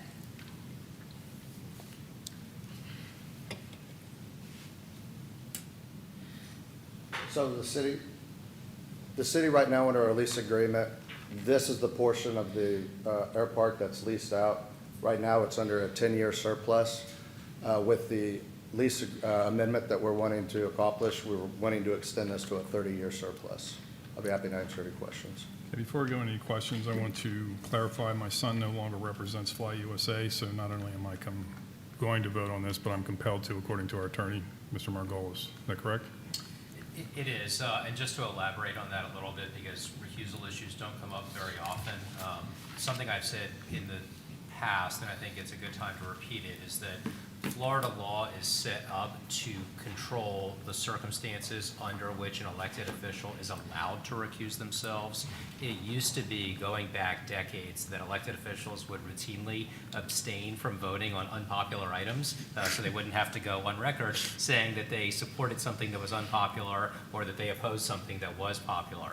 It got to a point of ridiculousness where the legislature had enough of it back in the 70s and finally passed a statute which says that all officials must vote on items and there can be no abstaining except in extremely narrow circumstances. And they do allow and require abstaining in extremely narrow circumstances, but it typically requires there to be a special economic gain or loss. If Brian Jr. was currently representing Fly USA, that would be a problem.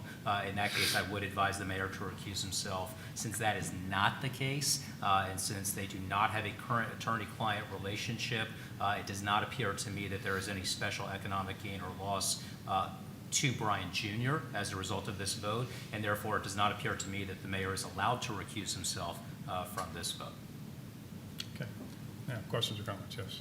So I'm sure everybody else has received several communications, and there's a lot of confusion about surplus. What does that mean? When is it needed to be done? And even the circumstances about why it needs to be declared, and some have feared that we're actually expanding the footprint. And so if I can trouble you, Council Attorney Margolis, to once and for all, please explain the purpose of declaring a property surplus and all the, just clarify it, because the confusion just continues. I think it's the word surplus that causes a lot of confusion. That's not a natural word. It's not something that we use in most colloquial. And when we do use it, it typically means something other than the sense in which it's used in the city charter. The city charter says that in order to lease city real estate for a period of longer than 5 years, that property must be declared surplus. But I think that phrasing is confusing to a lot of people. What does that really mean, to declare something surplus? It's really just a way of saying that we have to advertise the fact that the council is considering tying up city real estate for a long period of time. It is a solemn moment anytime the council is considering committing public property into private control for an extended duration.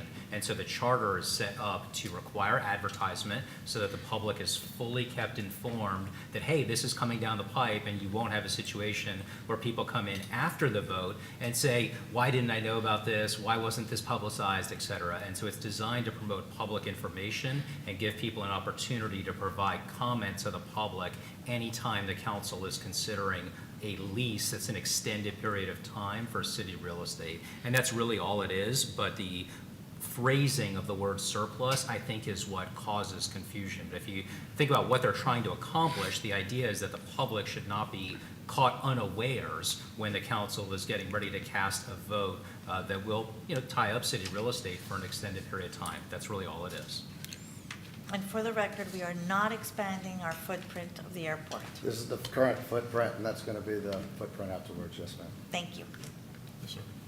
And being surplus, the city still owns the property, right? The city still owns the property. There is, as far as I know, no discussion over transferring the title to the real estate. And someone was concerned about encroaching on a dog run rather, in one of the parks. Anything like that happening? Yeah, I mean, just to come back to the previous point for a moment, it would be quite surprising in all candor if either Fly USA or anyone else wanted to buy the air park. I mean, given that it's tax exempt right now, I don't know why someone would want to invest the capital buying our air park and then pay taxes on it. So the probability of us being approached to sell the air park, let alone successfully being able to do that, I think is slim. To come to the second question, I think the confusion is the fact that it has to do with the way that parcel IDs are categorized by the property appraiser. The parcel ID that encompasses the air park is broader than just the air park.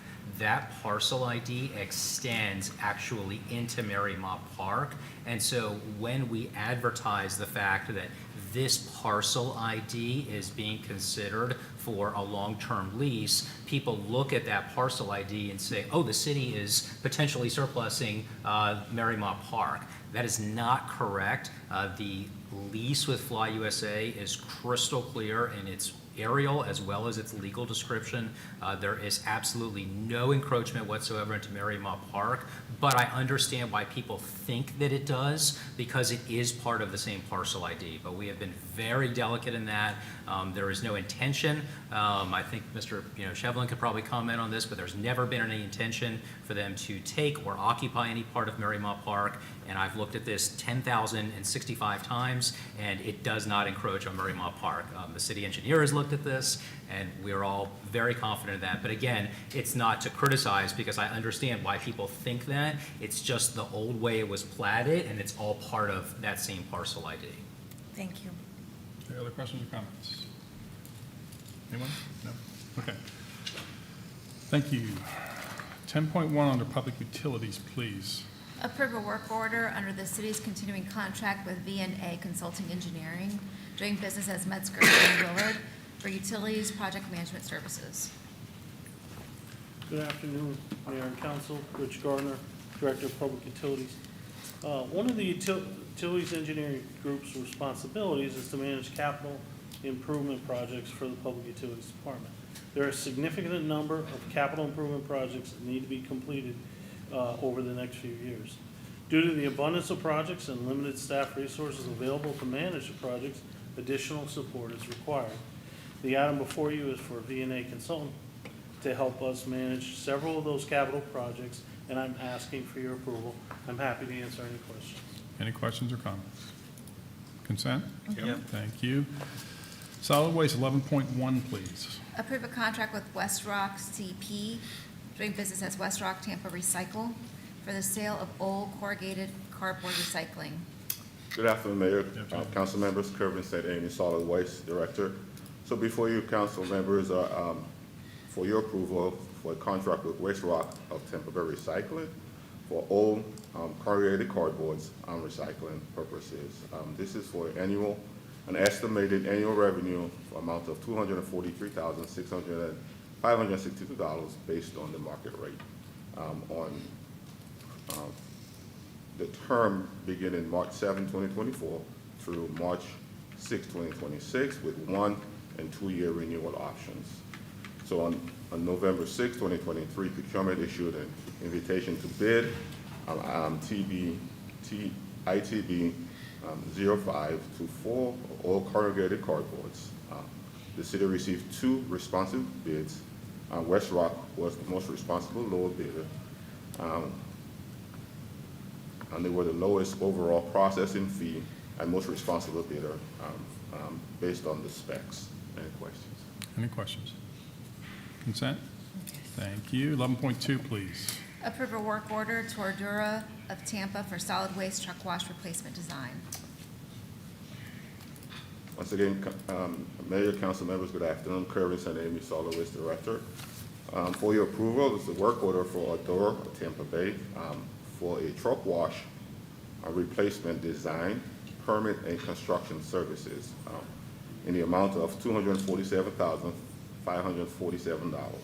The city would like to engage a Ordura Group to produce engineering specifications and drawings to construct an automated truck washing system and up to 2 mechanical washing bays with new equipment. The existing equipment does not provide adequate facility for staff to perform their tasks daily. Any questions? Questions or comments on this one? Consent? Yes. Thank you. 11.3, please. Approve a purchase order Safety Clean Systems. Mayor, council members, again, approval for a purchase order for Safety Clean.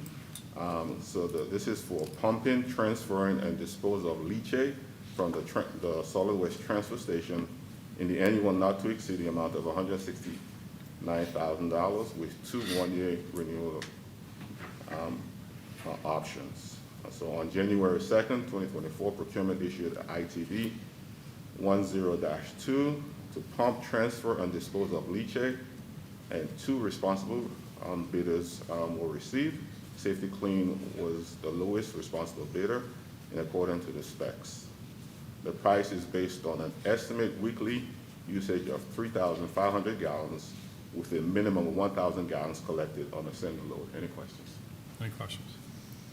Consent on this one? Yes. Thank you very much. City Manager, 12.1, please. Approve a First Amendment to lease and property operation agreement for the Clearwater Air Park between the city and Fly USA. Good afternoon again, Mike McDonald, Marine and Aviation. This amendment is to extend the lease to a 30-year term with five-year renewal options. I'll be happy to answer any questions. Questions or comments? Yes, sir. So, didn't we start out with wasn't it a 10-year with 2 10-year, it was like 30 years to begin with? Yeah, it was a 30-year. After the 10th year, it's 5-year renewals, and it was between the city and Fly USA to both agree to it. This gives them. It's just repackages in a different way to show that they're doing it over that period. Correct. Okay. Correct. Other questions or comments? Yes. I have a question about the language to extend this to 30 years, and you've got, quote, among other minor revisions. I was wondering if we could have a red line version of the minor revisions on the lease agreement? Okay. One of the minor amendments was just, they wrote out the rent structure a little bit different than it was already previously in there, showing, the total amount. So if they spend up to $2.4 million, anything they spend over that in capital, they get to take off that second rent payment. So the first one stays the same, $20,000, and then at the end of the 5 years, or the 10 years, it bumps it up to $45,000. But anything over 2.4, they get to take out of that second $25,000. And we didn't have that on the initial one? No, We did, but go ahead. sorry, Dan Slaughter. Excuse me. So the way you should read this is, the only thing that's changing in the original agreement is what's listed in here underneath the amendments. Now, the only reason there's language in here about the rent structure is because the rent structure language made reference to the original term, and the new term basically has to reflect that. But the rent is still exactly the same as it was in the original agreement. Okay. It just spread out in different, okay, got it. But all the financials All the are financials are the exactly same. It's just modified to reflect the new term, because there's reference to the word initial term was used in the original, and the initial term is exactly what we modified, so we needed to make sure In this that it's amended. matched. Okay, and then there are no other minor revisions then? No, those are what's, So more grammatical or language revisions is what the minor revisions mean? every provision that's in the original agreement, other than what these amendments read, are the only thing that is changing. The ability to terminate are all still the same and still exist today. Okay, thank you. Anything else on this item? Okay, what's your pleasure on this? Consent, or you want to? Yes, consent. Sure. Consent, all right. City Attorney, 13.1, please. Mayor, this is an item that actually began before I joined the city. This has to do with the Seminole Boat Ramp. Prior to my joining the city, a lawsuit had been filed by the city to establish title. It sounds strange and it sounds obvious that we own title to the Seminole Boat Ramp, but that was not obvious at all. There was actually a legitimate dispute, and a quiet title action was pursued by the previous city attorney. We have since resolved that claim successfully. We now have proven that, yes, in fact, we do own title to the Seminole Boat Ramp, and as a result, these are the final litigation expenses. I have plenty of budget, but happy to answer any questions. Any questions or comments on this item? Yes, ma'am. We can't recover that 118,000? No. Any other questions? Consent? Yep. Thank you. 13.2, please. 13.2, Mayor, is the epilogue, I guess I would say, to the council's revision of the Downtown Development Board. With council having revised the structure of the Downtown Development Board, there will now be a 7-member board, as there has been with the DDB up until now. However, 5 of those members will be the 5 city council members effective April 1st. This means that the council must make 2 appointments in order to join the 5 council members effective April 1st. Now, as a reminder, the way that we've drafted the DDB ordinance, at least in its current, form as approved by council, requires the council to select those 2 members from among the 3 who were most recently elected to the DDB. Now, this is not going to be forever. This is just for this initial 3-year term. After the conclusion of this 3-year term, then the council in the future will select from anyone, whether they were a DDB member or not, who has ties to the downtown district. So that would include, for example, anyone who lives downtown, anyone who owns property downtown, anyone who works downtown, etc. But for now, the council is required to appoint 2 of the 3 people who are most recently elected to the DDB. Attached to the agenda item are the 3 candidates, for lack of a better word, who were most recently elected to the DDB, and happy to answer any questions. Okay, what's your pleasure on the 2 of the 3 candidates? Yes, ma'am. So I'm one of the 2 liaisons who sit at the Downtown Development Board, so I would like for consideration to appoint Jennifer Frazier. She has been there roughly for a year. I'm impressed with her level of engagement. She comes prepared. Her questions are quite intuitive. Her suggestions are creative, very involved, and so I fully support her, as well as Mikhail, aka Misha Khodostrov. He owns and lives here in downtown. His family also lives in downtown, very invested. Both he and his wife are successful realtors, so they know the importance of property value, very engaged as well. And so those are my 2 recommendations. And I agree, Jennifer Frazier. Her experience is terrific in Paducah. She was instrumental in establishing the Entertainment Destination Center for downtown Paducah. And it also gives me a chance to say the word Paducah, which I've never said before. But I think she'd be a real asset. And the other 2 are both realtors. Now, Terry Nowitzki would be an interesting choice because she is brokered a lot of these secret deals for the Scientologists who bought up these buildings.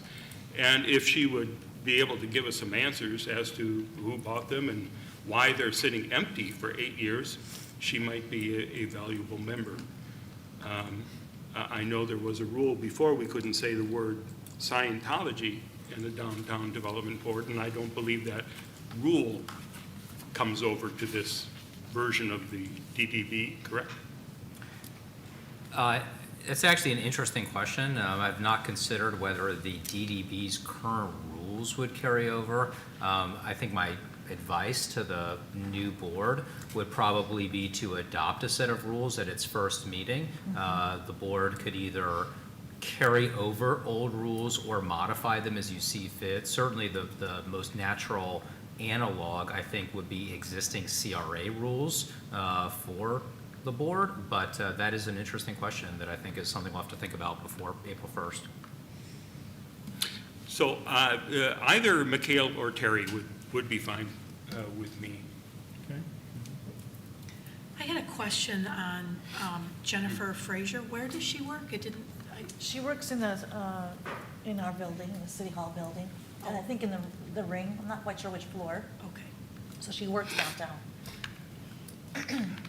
I'm fine with Jennifer and Misha. Misha, yeah. Same. Okay. So is that the consensus, those 2? Yeah. All right, thank you very much. Let's go on to 13.3, please. 13.3 is just a second reading for a drainage easement. Happy to answer any questions. Any questions? Okay, thank you. City Manager, verbal reports. Good afternoon. I just wanted to again congratulate Ms. Tarakevich. She was awarded Engineer of the Year by the Florida Engineering Society. We're very proud of her. Yes, congratulations. Good stuff. Okay, City Attorney, verbal reports. Nothing at this time. And council discussion items, Councilmember Beckman, Tampa Bay Estuary Program. Yeah, so we had our quarterly meeting with the Tampa Bay Estuary Program Board, and so I have a few updates. And I'm sure Sarah Kessler has this information, but the Tampa Bay Estuary Program Board, or program, has a little over $244,000 of matching grant funding for any partner who has a project that falls within those dollar figures. And so hopefully, you know, Clearwater can look and see if we have a smallish project that can benefit, you know, about a $500,000 project that might benefit from that match. You know, Tampa Bay Estuary Program monitors the health of Tampa Bay and our estuary. We experienced the third straight year of a decline in seagrass. And, you know, that's worrisome. Some other levels of nutrients are leveling out, but part of that is because it's been so dry that we haven't had all that stormwater wash into the bay that causes our nitrogen levels to go up, which we're expecting them. I think at an earlier meeting, Councilmember Teixeira said that the Tampa Bay Regional Planning Council is looking at weighing in on artificial turf as well as the stormwater massive regional study that's going on. So Tampa Bay Estuary Program also dovetails into those two subjects. Tampa Bay Estuary has $750,000 in grant funding set aside for research. So they don't do research on things like artificial turf and other things like that, but they're looking for a university to take that on, looking at what is polluting our bay, even microplastics, tires, other pollutants that could be included. So hopefully a university will take that on.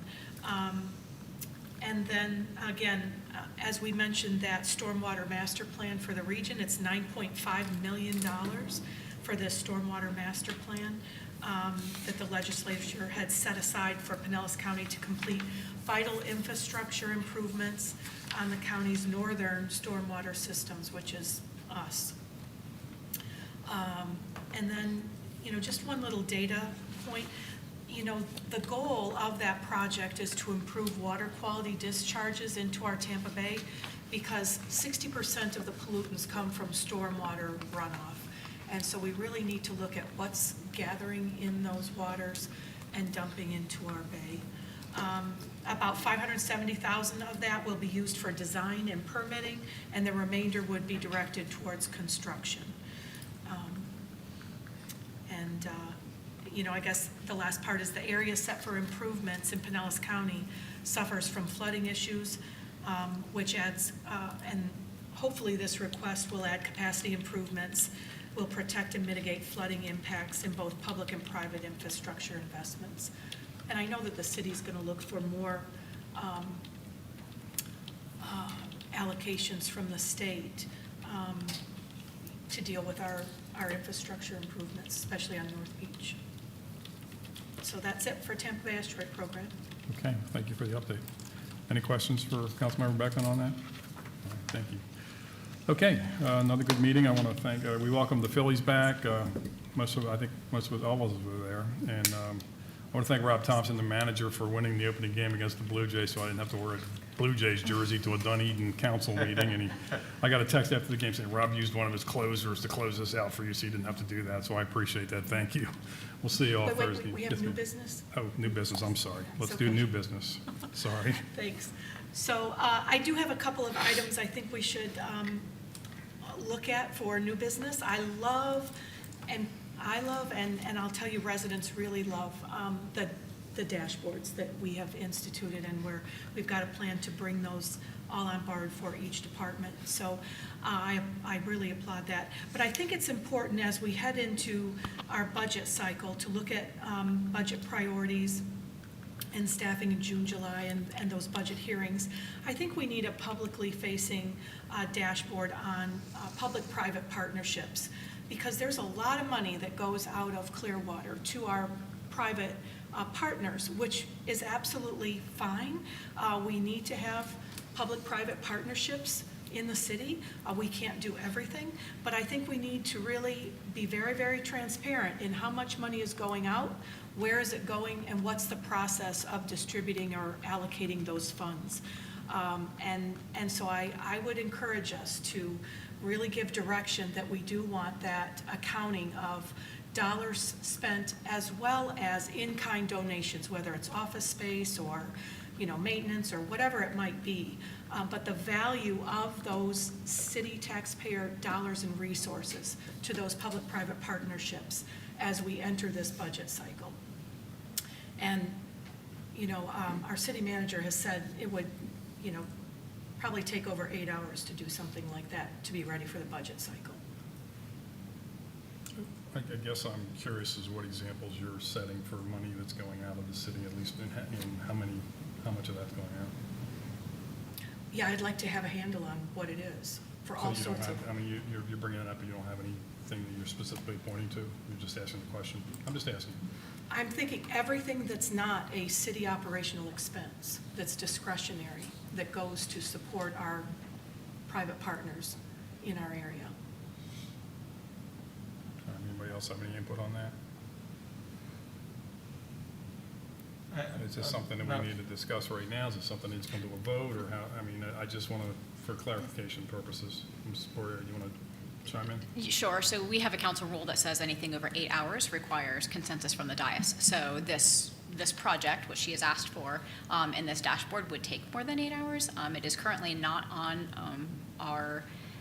We have a timetable of we want to roll out all of the departments. So this is something that we could certainly add to it if that is the wish of the council. But it would take considerable time. So that is why we need direction from the council if that's something that you want staff to work on. What's the timetable, and is there an urgency for this, or is there something that could be brought up before the new council after the election?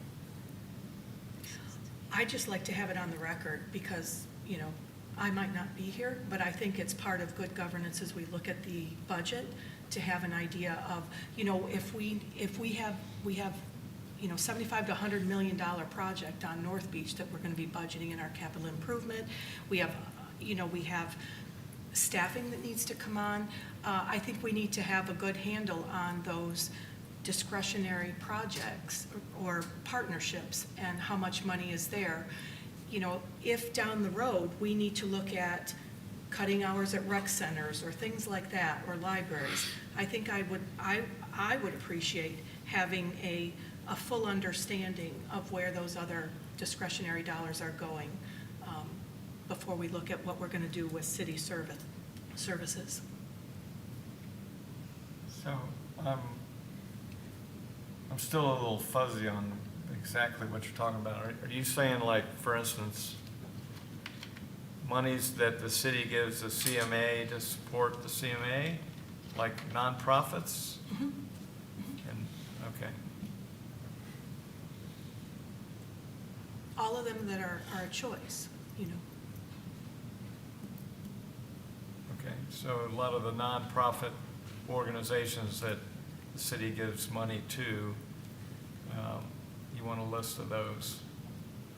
Yeah, and in-kind donations, and just that value. I think it's important we can celebrate all of the value that we put out there into the community and the partnerships that we have, but I think we need to have a critical eye on it as well.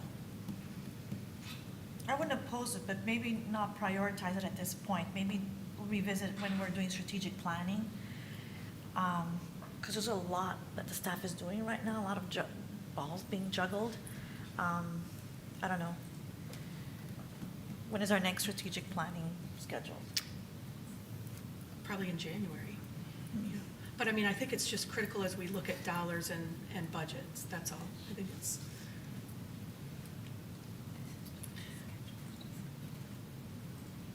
Any other input? Is this something that can even be achieved by the staff before the election? I don't, before the election, no. Before the budget. Before the budget, I'm sorry. Yeah, the dashboard being up and running, I don't know.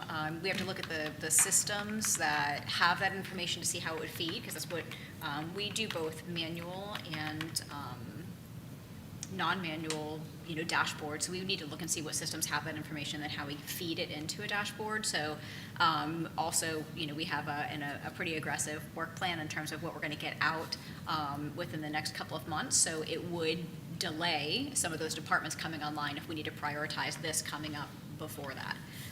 So if the council is okay with us delaying some of the departments that were going to come on board and do this instead, perhaps, but I would need to talk to staff about that first. We would not be able to accomplish both, I can tell you that. That's my concern. Not before the budget cycle. I would be concerned with that too. Let me ask you just off the top of your head, how much money are we talking about here?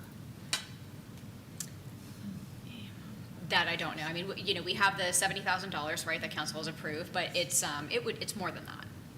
So, we do have that we know. But in terms of when you're talking about the other thing to consider, and I mentioned this to Councilmember Beckman when we talked about it last week, is we have in-kind stuff that comes in daily. We have events smaller events where they just want us to perhaps provide tables. And we make a decision as to whether or not we're going to be able to do that. We don't capture that in a budget. That kind of in-kind services, donations that we provide are not currently tracked in any formal way. Budgetarily, it's not that we don't know what we're doing or where our staff is being allocated, where our resources are at, but it's just it is not captured budgetarily. So those types of, if we're talking about absolutely everything, it's an expansive request. Maybe at a later date, but right now I don't want to reshuffle the staff priorities. I agree with that. I would let the new council, and it's duly noted that you put it on the record. Great, So, thank you. thanks. I also have, I just wanted to let you know that, again, as we head into budget, this summer, that the Continuum of Care in conjunction with the HLA, Homeless Leadership Alliance, has recommended to all municipalities and funders, county funders, JWB, others, that family shelter be the #1 priority for social service budget allocations this year.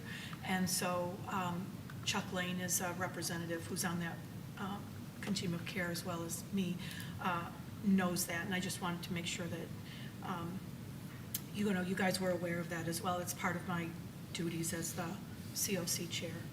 And then also, I think it's important that we look at the sound ordinance. I know it's been kind of on the back burner forever, but I'd like an update on where we are with an updated sign ordinance, and maybe have a presentation about that, and potential sound ordinances. Did I say sign? Well, it's both. Anyway, the sound ordinance, where we are with updating that, and we might have a presentation on different sound ordinances for different parts of the city. And then also, I had asked that we could look at the sign ordinance in the first quarter this year, and with the question of, is it too restrictive, and do we need to revisit it and loosen up a little bit? I think I've heard time and again from small businesses and others that it's overly restrictive. And so then the last thing for new business is, I think you all have been copied on a number of emails from a Clearwater resident named Tom Ross. On social media, he's Tommy Picks Up Trash, and he had sent us some really disturbing photos of Stevenson's Creek and a lot of the trash that builds up there. And so he's proposed a location for a trash boom, or kind of a water goat, just above the bridge that crosses over the creek at Betty Lane. And I think we really need to look at that closely. I've done a number of cleanups out there with the Spring Branch neighborhood, and the trash is always extensive there that builds up at Stevenson Creek.